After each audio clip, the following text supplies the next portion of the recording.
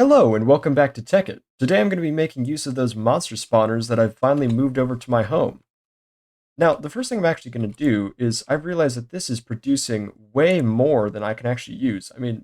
I've got 4 stacks of this. This is 4 medium voltage solar panels, so we're well on our way to making another high voltage solar array to continue powering my elevators and the rest of my tower. But what I'm actually talking about doing now is I have so much of this refined iron that it doesn't make sense to be keeping it in here anymore. Eventually, this is actually going to run out of space. So what I'm going to do to save myself a ton of time in the future is just make a stack of 64 of the machine frames because I constantly use them and it saves me time. I very well might have to expand this all in the future to make use of more refined iron and maybe make some more of the complex components that I used to make the what I have dubbed the shiny carbon generator, which is working as expected very well. So that's fantastic. Either way, once again, the plan for today is to actually make the mob farm that I talked about. And the way I'm going to do that is with Tesla coils, or, well, 1 Tesla coil.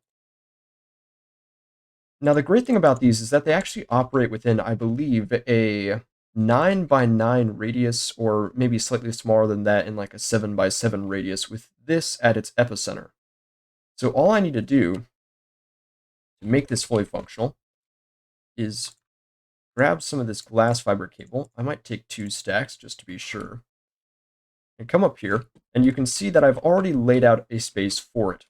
So my plan is essentially that when I flip this lever, I want the machine to turn off and no longer collect items and no longer kill monsters.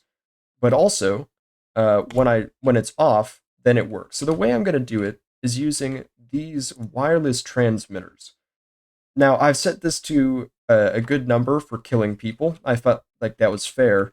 And all this does is it powers this, and then the receiver will receive that signal. So if I come in here, like so, I'm going to charge up my tool so I can go more quickly. And then if I go like so, the wireless receiver, like this, I may actually put it at the back, but we'll see if that changes the effect anyhow. But what we'll do is put this at 6, 6, this, there we are.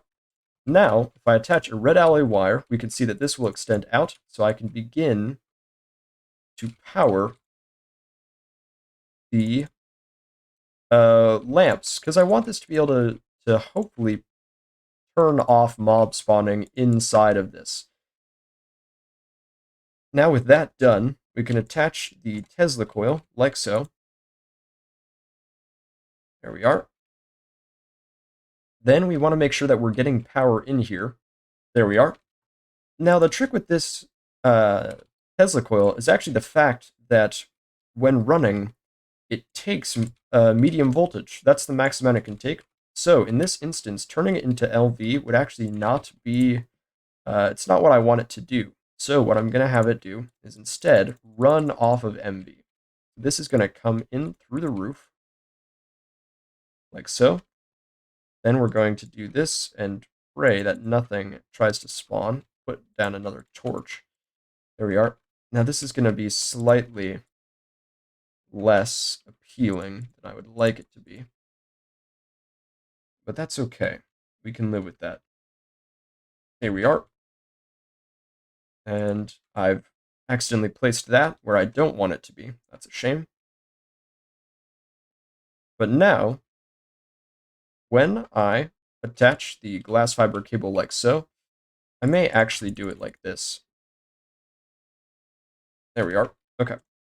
So, when I attach the glass fiber cable, this is now receiving power. Then if I take red alloy wire, break another torch, and once again hope it doesn't try and spawn, I can very quickly put that down. Oh, yep, it's going. This thing is very dangerous, by the way. I tested this out in a testing world, and the Tesla coil will wipe you out if you're not wearing quantum armor. I think in diamond armor it takes like 4 taps, which is what makes it so good for this design. Now the problem is, this is actually going to run unless I get in there this way. So I'm going to break down that door so that nothing runs, because I need to very quickly place down water and then get out of here so nothing spawns. So I'm going to very quickly do that. Let's go 1, 2, 3, 4. There we are. Those will all float down there, so it doesn't matter. So I can quickly run around. And as you can see, demons are already spawning. Stay back. Reinforced door. There we are. Okay. So now, they're all in there. And when I turn this on, I have realized that I've actually made an error. Oh, hey, hello. Goodbye. Anyhow, I had the realization that what I was working on actually wouldn't work. So what I'm going to do is turn this on to show you the changes I've made. So originally, when I had this lever on, it would actually turn the Tesla coil on and open the door. So I needed to invert it. But now everything is working as it should be. It's a little bit messy in here, but this keeps mobs from spawning when the lever is on, which means I can come in here and survey things if need be, or add additional spawners if I ever find them and decide to bring them out here. Now, the way I got this to work is a little bit more complicated. So what I can do is I can open this up and show you. So in here, we can see that the wire is powered into this block, which then powers all of this cabling. Then, because this wire is powering this block, if I return downstairs, I can show you. Since that wire is powering this block, the wireless receiver, I should say, it is able to power this. And then because this is powering this block, the redstone torch is turned off, which means that this Tesla coil is not powered. Then these cables carry the signal throughout the system to light up everything on the walls. Then if I return in here and turn off the breaker, you can see that instantly things start to spawn in there. Kind of get a look through the window potentially. Either way, they will start to spawn, and as you can see, the lights are off in there. Now, there is a little bit of light coming through this main entranceway.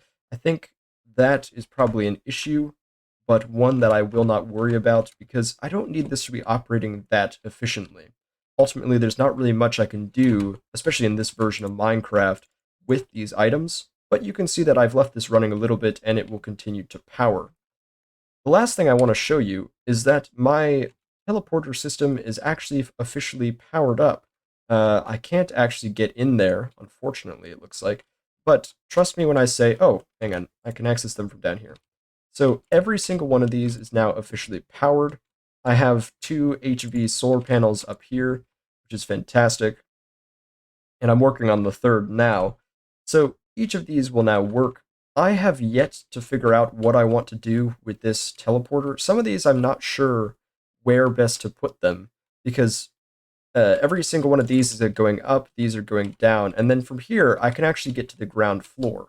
So if I stand here, even if I stand on the slab, I can go like so, and then I'm on the ground floor. And I can have roof access, I could go up as well as go down. So I will test out the going up, which brings me up 1 floor to my factory for cake, and I can give Rufus a pet. Hello, good boy. Then I can go back and say, okay, going down. Now, unfortunately, this column I have to have is out of order because none of these are able to actually teleport up. I was hoping that I could link this teleporter to the top and then each of the other teleporters to the top in such a way where the bottom and the top would share, but the others would just send you up. Unfortunately, I cannot do that, so I don't want to have to expand this and have more teleporters. So I'm just going to leave it as this and say, I might have like an empty elevator shaft I can fall down or something at some point. Either way, I can finally seal up this hole in the floor that I had, because now I can actually actively get down to my nuclear reactor. So welcome to the nuclear reactor level. As we can see, it is no longer running at all because the fuel cells have emptied again, but I've once again made more uranium than I could ever use. So yes, things are looking fantastic. I'm glad for the power. Now, to actually power these, I've used a somewhat sketchy method, which I can show you now. Actually, first things first, I will sleep, because I want my solar panels to keep running. There we are. I'm sure that I could probably get through the night because I have MFSUs throughout the entire tower and everything should remain powered, but I don't want to risk it. But the thing I want to show you is an advance in energy, which is kind of ridiculous. So what I have here is an energy condenser producing lava cells, which are normally made with a lava bucket and an empty cell, much like the water cells I used in the coolant to make the overclocker upgrades. But all this is doing is these 4 redstone engines, every time they pump, they pull out 4 of these. And since this is producing so quickly, it keeps up with the system pretty well. As you can see, there's a steady stream of lava flowing up. Then the gold pipe distributes it into these separate categories. I have a total, I believe, of 27 engines in here, or something akin to that. But each of these are geothermal generators, and as you can see, they're completely filled. They wouldn't be as filled if I needed to generate power, but each of these has something like 10 million RF or EU. Oh yeah, it's EU. 10 million EU, and I've got something like 22 of them, so 220, if that math adds up. Either way, these geothermal generators are very effective, and I intend to actually put them into my design because there's something referred to as a lava fabricator, which I'm very interested in looking at. The somewhat amusing thing of this, though, is that as you can see, since they're all filled, whenever items can't go into their respective inventories and pipes, they're just spat out the end. So what I have here is an energy condenser, and as you can see, this has been running for a long time. I've produced 8 dark matter just because of how long this has been running. so it's kind of a weird system that I've created. All the same, this is absolutely spectacular. It allows me to produce just ungodly amounts of energy in my tower, and it so far has no real purpose, but it's spectacular.